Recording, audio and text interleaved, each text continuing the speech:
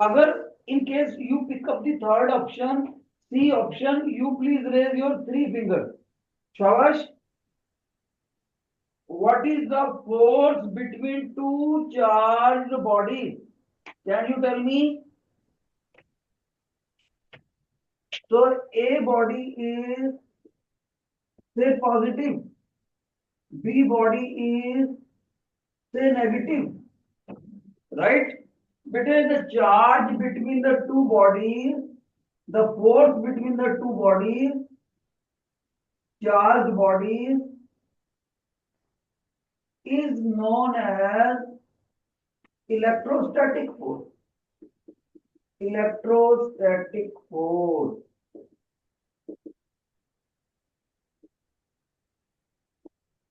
Then what should be your option? What is your option? Please tell me.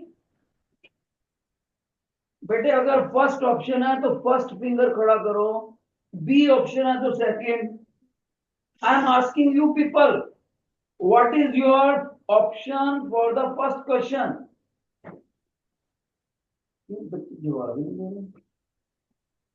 सुन भी रहा है इनको तो नहीं सुन रहा. Am I audible? I am asking what is your option? Excuse me, sir. Yes. Good morning, sir. It's a humble request to write in big letters. Okay. Thank you, sir. Sure. So first question is charged body. Remember, bete, if there are two negatively charged bodies, say it is X, say it is Y, both will repel each other. Similar charges repel each other. Suppose there are two bodies, say P, say Q. Both are positive in nature. They will also repel each other. Here it is repulsive force. Repulsive. But whether it is attractive force or repulsive force, the force will be electrostatic in nature. Electrostatic. So that means in the first question, the correct option is A. First question, correct option is A. Okay? Let's move to the second question. Second question. Second question. What happens when two bodies are rubbed against each other? देखो बेटे, जैसे मैं I will rub these two bodies and I will separate them. When I separate them, तो it has been noticed जितना एक body के ऊपर positive charge आता है उतना ही दूसरी बॉडी के ऊपर नेगेटिव चार्ज आता है. लेकिन एक शर्त है, the both rubbed bodies should be of different nature. अगर एक प्लास्टिक है तो दूसरा सिल्क हो सकता है. अगर एक कांच है तो दूसरा वुलन क्लॉथ हो सकता है. दोनों की नेचर अलग अलग होनी चाहिए. ऐसा नहीं है कि दोनों चीजें कांच की बनी हो, तब नहीं होगा कुछ भी. ठीक है? तो लर्निंग पॉइंट यह है, if a body is rubbed and separated, then it has been found if A body acquires positive charge, the B body acquires negative charge. Both of these charges equal charges but of opposite polarity. Opposite polarity. कौन सा word बोल रहा है teacher? Polarity. Polarity का क्या मतलब? अगर एक चार्ज पॉजिटिव है तो दूसरा नेगेटिव है. Now read the options and tell me what is your answer. What is your answer? शाबाश. तो अगर आपका ऑप्शन फर्स्ट है तो एक फिंगर, अगर आपका बी ऑप्शन है तो डबल फिंगर. शाबाश बेटे, read the question and tell me the option. शाबाश. बहुत से बच्चों ने सेकंड ऑप्शन सही करा है. और सेकंड का बी ऑप्शन सही है, right. Let's move to the question number 3। Question number 3, what is the SI unit of charge? देखो बेटे, चार्ज का सिंबल टीचर ने क्या बताया आपको? चार्ज का सिंबल होता है स्मॉल क्यू या capital Q, okay. In which international units it is measured. International unit it is measured, तो वो यूनिट्स कौन सी हैं जिसमें इनको मापा जाता है, यानी कि S I unit. S I unit, तो बेटे याद रखना, S I unit of charge जो होती है उसका नाम होता है, इस यूनिट का नाम होता है, सी से लिखते हैं क्यूलम। COULOMB, coulomb, okay. तो बताओ मेरे को थर्ड का कौन सा ऑप्शन हुआ? शाबाश, read the option, tell your yes first finger. तो थर्ड का ए ऑप्शन हुआ। तो क्या मेरे बच्चों को ये first question, second question, third question clear हुआ? अगर यस तो wave your right hand, please wave your right hand. Okay okay, 8th D के बच्चे नहीं सुन रहे मेरी बात। 8th डी में लाइट ही नहीं है, मेरे को दिख ही नहीं रहे बच्चे बिल्कुल भी। Please switch on the light. 8th सी में भी बहुत अंधेरा है।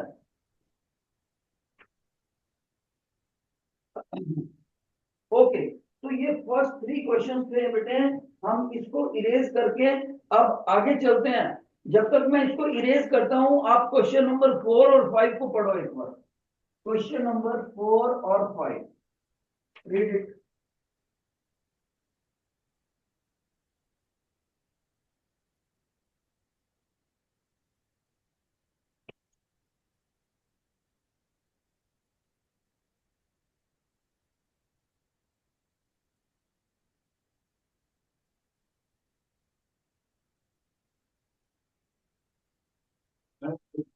लाइट ऑन कराओ। 8D, Sunny, turn on light. 8D, ma'am teacher कोई है यहाँ पर? 8D, ma'am please turn on light, we are not able to see students.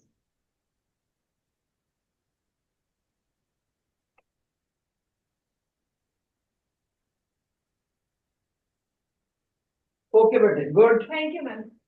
Let's talk about fourth question. Fourth question बेटे वो बोल रहा है, why a lightning conductor is installed on the building. आपको बताया था ऐसे कॉनिकल एंड्स वाला मेटल का कंडक्टर है और वो हम बिल्डिंग के ऊपर लगाते हैं, ओके। तो किस लिए लगाते हैं? टीचर ने बोला था बिजली के कड़कने से होने वाले नुकसान से बचने के लिए। तो इसकी ऑप्शंस देखते हैं। So that it collects the electric power present in the lightning, so that it repel the lightning, falls on the building, so that it forces the lightning to fall on an area where there is no building, so that it conducts the electric charge to the ground when lightning strikes the building।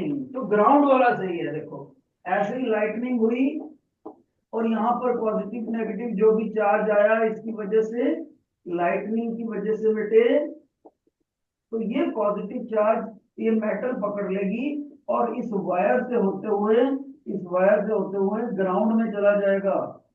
Grounding का symbol ऐसे triangle बनाते हैं, grounding. इससे ये building को कोई भी नुकसान नहीं होएगा, इसके अंदर जो इंसान रह रहे हैं उनकी मौत नहीं होगी और ये बिल्डिंग कोलैप्स नहीं करेगी। तो कौन सी ऑप्शन होगी कि ये चार्ज को वायर के थ्रू ग्राउंडिंग कर देगा। तो which will be your option? शाबाश, first finger, second, third, fourth. शाबाश, फोर्थ फिंगर। बहुत से बच्चे कह रहे हैं सर फोर्थ का डी ऑप्शन है, D option correct. Question number 4, D option is correct. Let's move to the fifth question. Electroscope is use to detect, मैं इसको पहले समझाता हूं। क्वेश्चन नंबर 5 में बेटे इलेक्ट्रोस्कोप क्या होता है, ध्यान से देखते हैं। इलेक्ट्रोस्कोप बाद में क्वेश्चन पढ़ेंगे, सभी बच्चे ध्यान से देखें। इलेक्ट्रोस्कोप होता क्या है बेटे, यहां पर एक ब्रास का हैंडल होगा और इस ब्रास के हैंडल को हमने एक ट्रांसपेरेंट कांच की बोतल में बंद किया होता है, ग्लास बॉटल। ओके, इस ग्लास की बोतल में हमने यहां पर कॉर्क लगा दिया होता है। कॉर्क के ढक्कन में हमने इसको हैंडल को फिट कर दिया, कॉर्क लिड।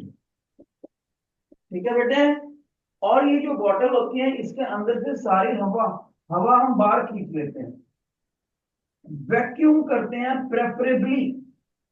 वैक्यूम प्रेफरेबल, अगर अंदर एयर भी होगी तो भी काम चल जाएगा, कोई बात नहीं, लेकिन प्रेफरेबली हम चाहते हैं कि हवा भी ना हो अंदर, वैक्यूम। ये हमारा हो गया बेटे हैंडल।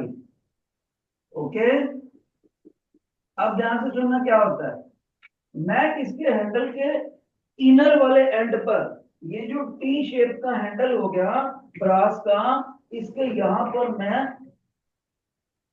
ऐसे दो पत्रे लगा दूंगा, बारीक बारीक बहुत ही लाइट वेटेड पत्रे, गोल्ड फॉयल। कोई बच्चा बोलता है सर गोल्ड तो बहुत महंगा होता है, तो क्या मैं सिल्वर के लगा सकता हूँ? यस, सिल्वर के भी लगा सकते हो। कोई कह रहा है एल्यूमिनियम के लगा सकते हो, लगा सकते हो। कोई बोलता है कॉपर के लगा सकते हो, लगा सकते हो। ठीक है, लेकिन गोल्ड के क्यों लगाते हैं? क्योंकि बेटे जो गोल्ड होता है, गोल्ड का सिंबल याद रखना सभी बच्चों ने, AU। ये इलेक्ट्रिसिटी का बेस्ट कंडक्टर होता है, best conductor of electricity, best conductor of electricity. इससे बढ़िया कोई नहीं होता। ओके, इससे बढ़िया कोई नहीं होता। आप लोगों ने देखा जो एप्पल कंपनी है उसके मोबाइल फोन सबसे अच्छे चलते हैं। एप्पल कंपनी के अंदर जो सर्किट बना होता है ना, अंदर PCB, प्रिंटेड सर्किट बोर्ड, जिसके ऊपर कंपोनेंट लगाते हैं, उसके ट्रैक गोल्ड के बने होते हैं, गोल्ड के ट्रैक। बाकी कंपनियां कॉपर के बनाती हैं। तो आपने देखा होगा कि एप्पल के फोन की बैटरी भी लंबी चलती है कंपैरेटिवली, क्योंकि इलेक्ट्रिकल कंजप्शन बेटर होती है। अब सुनो, ये गोल्ड इलेक्ट्रोस्कोप करता क्या है, ध्यान से सुनना बेटे। अगर मेरे पास कोई बॉडी है जिसके ऊपर कुछ चार्ज है, जैसे सपोज करो ये मेरी बॉडी है, मैं इसके नजदीक लेकर आया, मान लो इस बॉडी के ऊपर नेगेटिव चार्ज है, गॉट इट। जैसे ही मैं नेगेटिव चार्ज यहां लेकर आया, तो यहां पर इसके हैंडल के ऊपर पॉजिटिव चार्ज इंड्यूस हो जाएगा, पॉजिटिव चार्ज इंड्यूस हो जाएगा, तो वही चार्ज अंदर आ जाएगा, दोनों बॉयल्स के ऊपर पॉजिटिव चार्ज।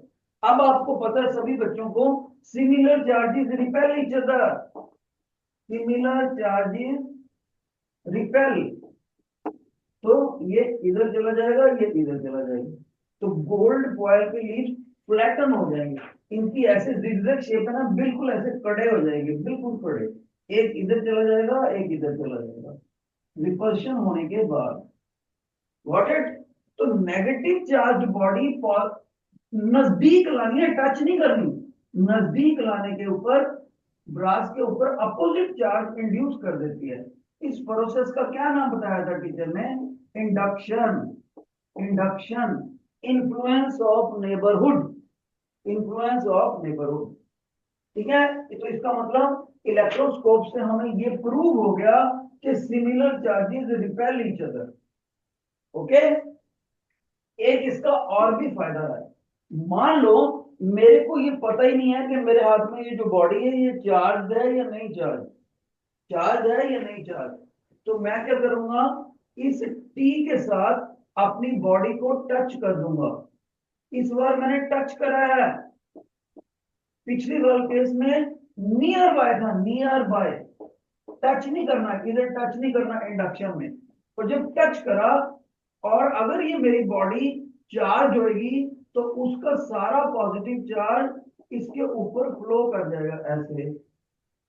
ओके, तो इसको क्या बोलते हैं? कंडक्शन। कंडक्शन। तो पॉजिटिव चार्ज नीचे भी आएगा और नीचे आने पर गोल्ड फॉइल के ऊपर पॉजिटिव चार्ज आएगा और ये दोनों रिपेल करेंगे और ये दूर दूर चले जाएंगे। तो दूसरी बार टीचर ने क्या प्रोसेस बताई? कंडक्शन। कंडक्शन, कंडक्शन में टच करना होता है। तो इलेक्ट्रोस्कोप के दो काम हुए, एक तो इंडक्शन स्टडी करने के काम आता है, एक कंडक्शन स्टडी के काम आता है, और हमें यह भी प्रूव कर देता है कि similar charges repel each other. अब हम ऑप्शंस देखते हैं। Fifth question, read it. Electroscope is used to detect and test small electric charges. Calculate the amount of charge flowing through the conductor in the given interval of time. Measure the magnitude of pressure to test the presence of magnetic field. No, नीचे वाली दो option तो बिल्कुल ही गलत है। Pressure से कोई लेना देना नहीं है, मैग्नेटिक फील्ड से कोई लेना देना नहीं। अब ए और बी को दोबारा पढ़ते हैं। To detect and test small electric charges, to calculate the amount of electric charge flowing through the conductor in the given interval of time. No, इसमें amount of charge का तो कोई चक्कर ही नहीं है। हाँ, डिटेक्ट करता है इसके ऊपर चार्ज है या नहीं है, इसके ऊपर चार्ज है कि नहीं। तो फिफ्थ क्वेश्चन में ए ऑप्शन करेक्ट है, ए ऑप्शन। तो ये फिफ्थ क्वेश्चन थोड़ा सा मुश्किल था, पर फिर भी मेरे को लगता है आपको समझ आया होगा। Please raise your right hand if you have understood. शाबाश, please raise your right hand. बेटे इंडिकेशन देना होता है टीचर को। हाँ, गुड। एट्थ ए के बच्चे दोबारा से अपना कैमरा ऑन करें। वो मेरे को सारे बच्चे स्टिल हो गए, उनकी फोटो स्टिल हो गई एट्थ ए में। उनको अपना कैमरा ऑन करके ऑफ करके ऑन करना चाहिए एट्थ ए में, तभी उनका दोबारा चलेगा कैमरा। बच्चे, कोई बच्चा मैसेज दे सकता है एट्थ ए क्लास में? हाँ, एक बार कैमरा ऑन करके। अच्छा, okay, let's move to the sixth question. Sixth question बेटे, which natural phenomena causes tsunami and landslides? Landslide, जो समुद्र में बाढ़ आ जाती, समुद्र में जो बहुत सारा पानी आ जाता है समुद्र से जमीन की तरफ, सुनामी, या जमीन में हलचल हो जाती है, अर्थक्वेक्स, इन सभी को ये लैंडस्लाइड, जमीनें खिसक जाती हैं, ये सारी की सारी अर्थक्वेक की वजह से होती है। तो सिक्स का ऑप्शन है डी, सिक्स का डी। ठीक है, तो इसका मतलब हमने 3 क्वेश्चन और स्टडी करे। जिन बच्चों को इनके आंसर समझ आ गए हैं, लाइटनिंग कंडक्टर 4, फिफ्थ इलेक्ट्रोस्कोप और ये अर्थक्वेक वाला, तो please wave your right hand, please wave your right hand. शाबाश शाबाश, बहुत अच्छे। इसका मतलब हमें आगे बढ़ना चाहिए। तो वी हैव डन 6 क्वेश्चन। जब तक मैं बोर्ड इरेज करता हूं, मेरे प्यारे प्यारे बच्चे, please go through 7th and 8th question, please read yourself.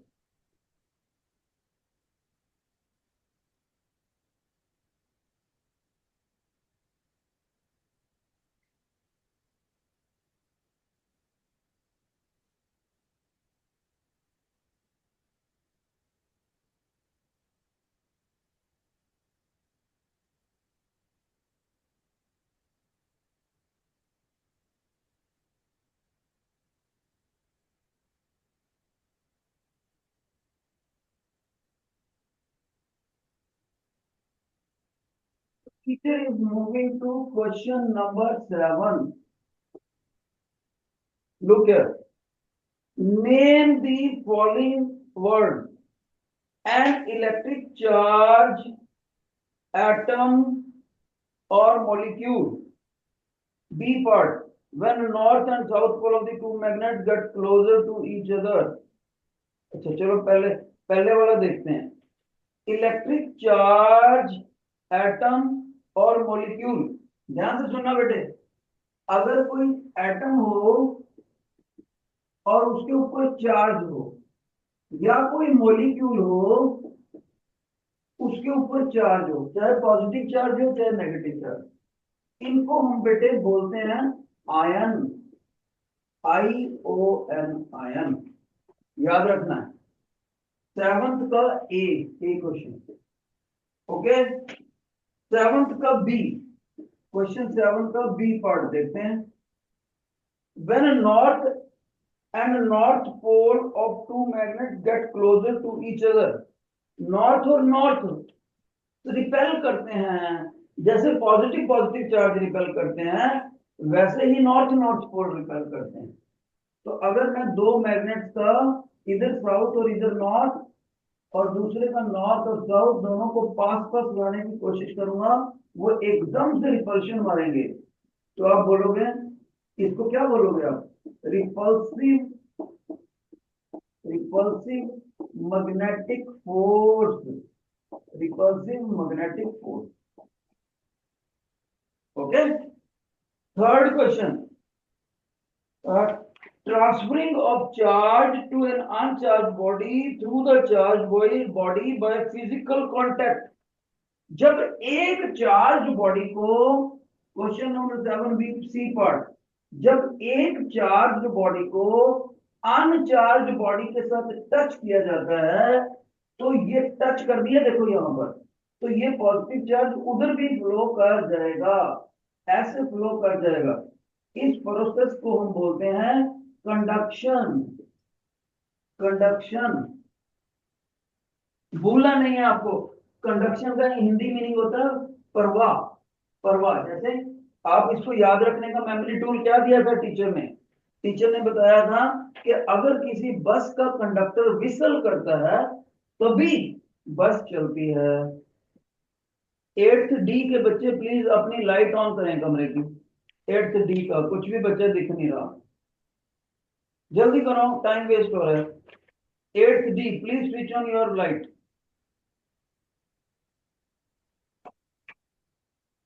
अब आ गया 7th का डी पार्ट। क्वेश्चन नंबर 7 का डी पार्ट देखते हैं क्या बोलते हैं। To test the presence of magnetic field. Excuse me, sir. हाँ जी, Sir, when 8th D class on their light, then they are not visible for to see the screen. Okay okay, then switch off. Okay बेटा, I got your idea. तो बेटे 7th के D part में हम देखते हैं, 7th के D part में a device that is used to detect the availability of charge and type of the charge in the body। अभी अभी हमने बॉटल वाला केस करा था। इलेक्ट्रोस्कोप, इलेक्ट्रोस्कोप की मदद से हम चेक कर लेते हैं कि हमारी कंसर्न बॉडी के ऊपर चार्ज है या नहीं। E part, the surface of earth where we live, जमीन का वो पोर्शन जिसके ऊपर हम रहते हैं उसको बोलते हैं crust of earth, crust of earth. तो ये 7th के अंदर अलग अलग सेंटेंसेस दे रहे थे, हमने उनको सिंगल वर्ड से बताना था, यानी छोटा सा वर्ड देना था हमें। ठीक है, यहां पर भी आप कह सकते हो मैग्नेटिक फोर्स, अगर रिपल्सिव नहीं भी लिखना तो भी चलेगा। और यहाँ पर क्या लिखना है? पॉजिटिव चार्ज और negatively charge molecule, positively charge atom, या ये चार्ज अपोजिट भी हो सकते हैं, उनको हम आयन बोलते हैं, आयन। वैसे और भी अच्छी नॉलेज लेनी हो तो पॉजिटिव वाले को केटायन बोलते हैं, केटायन। नेगेटिव वाले को एनायन बोलते हैं, एनायन। इन दोनों का ज्वाइंट नेम होता है आयन, ज्वाइंट नेम होता है आयन। ओके, अब हम क्वेश्चन नंबर 8 पे बात करते हैं। कुछ बच्चों को हो सकता है बोर्ड कट गया हो, तो मैं फिर से एक बार बता दूं। 7th क्वेश्चन के अंदर, क्वेश्चन नंबर 7 में है, 7 में ए पार्ट का लिखेंगे हम आयन, बी पार्ट का लिखेंगे हम मैग्नेटिक फोर्स या रिपल्सिव मैग्नेटिक फोर्स, और बेटे सी पार्ट में हमने लिखा था कंडक्शन, डी पार्ट में हमने लिखा था इलेक्ट्रोस्कोप, और ई पार्ट में हमने लिखा था क्रस्ट, CRUST क्रस्ट। तो ये हमारे 7th के थे, मैंने देखा कुछ बोर्ड का हिस्सा कट रहा है नीचे से, इसलिए मैंने दोबारा बताया। अब क्वेश्चन नंबर 8 पे बात करते हैं बेटे।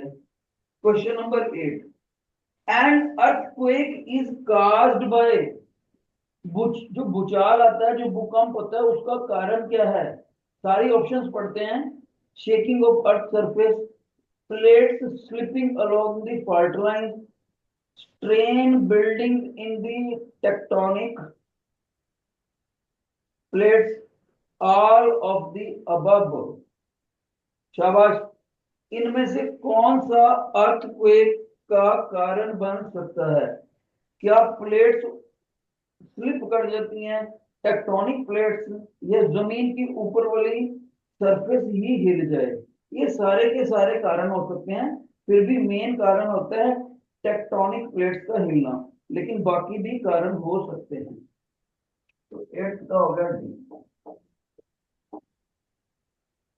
Let's talk about question number 9।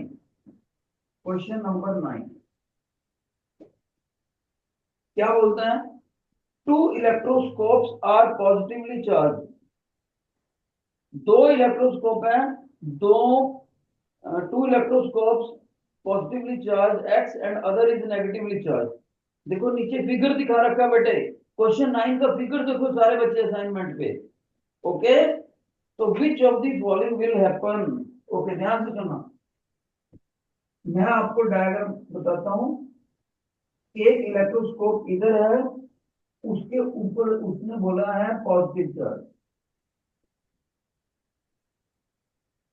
और दूसरा इलेक्ट्रोस्कोप इधर है बेटे, उसके ऊपर बोला है उसने नेगेटिव चार्ज। तो ये नेगेटिव, ये पॉजिटिव। अब इसको इसने वायर से जोड़ दिया, ऐसे अपना वायर से जोड़ दिया बेटे। सभी बच्चे बताएंगे कि इलेक्ट्रॉन किधर से किधर फ्लो करेंगे। इलेक्ट्रॉन, पहले तो आपको यह पता होना चाहिए कि जो इलेक्ट्रॉन होता है उसका सिंबल ई होता है, वो नेगेटिवली चार्ज होता है, नेगेटिवली चार्ज। अब हमें देखेंगे कि दोनों इलेक्ट्रोस्कोप में से नेगेटिवली चार्ज कौन सा है? वाई वाला। तो इसका मतलब इलेक्ट्रॉन्स जो होंगे वो वाई वाले से चल के पॉजिटिव की तरफ आएंगे, एक्स की तरफ आएंगे, राइट? तो electron will flow from Y to X. That was the answer in question. देखो इसमें electron will move from Y to X. Ninth का सी ऑप्शन, नाइन्थ का सी ऑप्शन। ओके, एक क्वेश्चन नंबर 10 भी देखते हैं, फिर मैं आपसे पूछूंगा योर डाउट्स। पहले 10 भी सुन लेते हैं, फिर मैं अपने बच्चों को पूछूंगा, कोई डाउट है दोबारा पूछना तो पूछ सकते हैं। 10th क्वेश्चन को सभी बच्चे रीड करेंगे। Which of the following shows distribution of charges on the neutral metal sphere when negatively charged balloon is brought closer to it? ध्यान से सुनो, एक नेगेटिवली चार्ज है, याद रहे, ब्रॉड क्लोजर, टच नहीं करा बेटे, ब्रॉड क्लोजर मतलब in the neighbourhood, in the close proximity. तो यहां पर एक न्यूट्रल स्फीयर है या बैलून है। ओके, न्यूट्रल, ये क्या है? शुरुआत में न्यूट्रल है, न्यूट्रल इनिशियली। इनिशियली का क्या मतलब? इनिशियली का मतलब जब इस नेगेटिवली चार्ज बैलून को इसके नजदीक हम नहीं लेकर गए थे, तब की बात है ये। ओके बेटे, तो इसके नजदीक जाने पर क्या होगा? शाबाश बेटे, टीचर ने आपको क्या बोला था कि जो न्यूट्रल बॉडी होती है उसका मतलब ये नहीं होता इसके ऊपर कोई चार्ज नहीं है। न्यूट्रल बॉडी का मतलब होता है इसके ऊपर जितना पॉजिटिव चार्ज है, जितना, उतना ही नेगेटिव चार्ज है। पॉजिटिव और नेगेटिव चार्ज आपस में बराबर होते हैं, इसका ये मतलब होता है। ऐसा नहीं होता नो चार्ज। आपको बोलना है इन दोनों के इक्वल होने की वजह से न्यूट्रल बॉडी में no net charge, net word लिखना जरूरी है, नो नेट चार्ज। अब होगा क्या, जैसे ही मैं नेगेटिवली चार्ज बॉडी इसके पास लेकर आऊंगा तो ये negatively charge body neutral body के पॉजिटिव चार्ज को अपने नजदीक खींच लेगी। क्यों खींच लेगी बेटे नजदीक, क्योंकि dissimilar charges attract each other. Negative charge positive को खींच के ले जाएगा अपने पास, और जो इस बॉडी में नेगेटिव है ऑलरेडी उसको ये रिपल्शन करेगा। क्यों करेगा, क्योंकि similar charges repel each other, similar charges repel, negative negative को रिपेल करेगा। तो इसका मतलब ये नेगेटिव उस हमारी न्यूट्रल बॉडी के नेगेटिव को रिपेल करेगा, तो इसके अंदर का नेगेटिव चार्ज इधर जाके बैठ जाएगा, दूर जाके बैठ जाएगा। अब बताओ कौन सी ऑप्शन पिक करोगे, just see the photograph on the second page.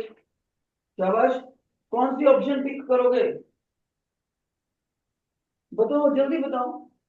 A B C D, बेटे अपनी फिंगर्स खड़ी करो ना। अगर बी है तो डबल फिंगर, अगर सी है तो ट्रिपल फिंगर। शाबाश, सभी बच्चों ने क्या कर लिया कि सर ये सी ऑप्शन है, सी ऑप्शन। देखो सी ऑप्शन वाला फिगर हमसे मैच करता है, जो टीचर ने एक्सप्लेन करा वही इस असाइनमेंट में है, सी ऑप्शन में। तो जिन बच्चों को ये 7th 8th 9th 10th question समझ आ गए हैं वो टीचर को रेस्पॉन्ड करेंगे अपना राइट हैंड वेव करके। Please wave your right hand if you have understood. शाबाश, ये टीचर को इंडिकेशन जरूर, बहुत अच्छे, वेरी नाइस, बहुत अच्छे। तो इसका मतलब है हम 10th क्वेश्चन से आगे बढ़ सकते हैं बेटे।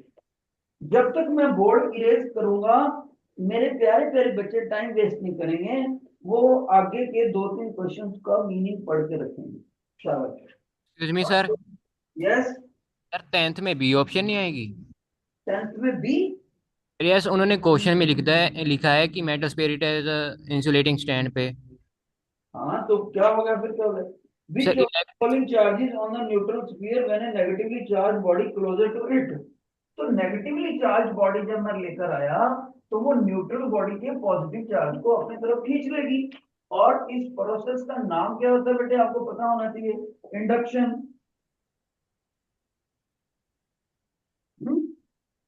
बी ऑप्शन क्यों है तुम, सर क्योंकि सर वो इलेक्ट्रॉन्स में उन्होंने लिखा है क्वेश्चन में द मेटल स्पिरिट एक इंसुलेटिंग स्टैंड पर है, तो जो इलेक्ट्रॉन्स है वो एक साइड पे थोड़ा ना रहेंगे, तो वो इंसुलेटिंग स्टैंड से ट्रांसफर नहीं हो सकते। बेटे जो ये इंसुलेटिंग स्टैंड का मतलब यहाँ पर ये है कि ये स्फीयर अर्थ के साथ कनेक्टिविटी नहीं बना रहा, इसका मतलब ये है। ऐसा नहीं है कि वो जमीन से भी इलेक्ट्रॉन खींच लेगा, इसलिए ये इंसुलेटिंग स्टैंड बोला हुआ है, और कुछ नहीं। इंसुलेटिंग स्टैंड, ओके, राइट, और कुछ मतलब नहीं है इसका। Okay sir. हाँ, चलो अब सभी बच्चे 11-12 की लैंग्वेज पढ़ेंगे, तब तक मैं बोर्ड इरेज करके आता हूँ।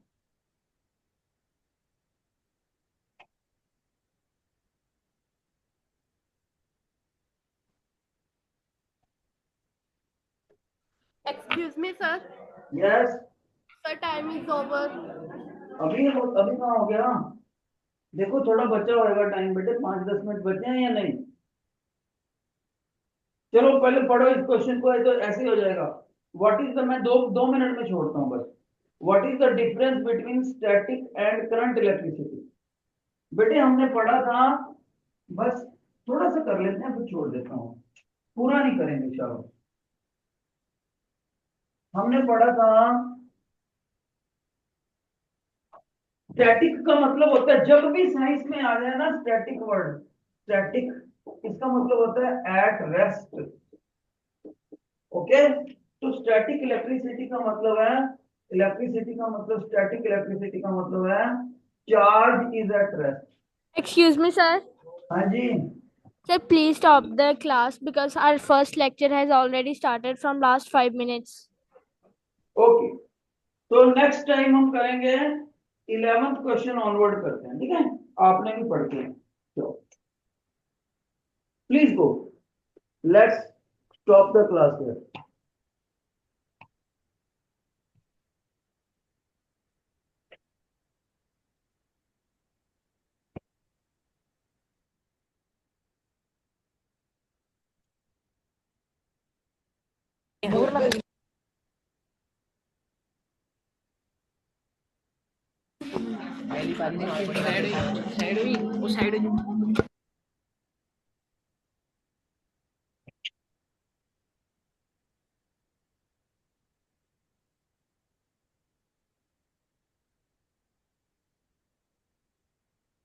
Right question.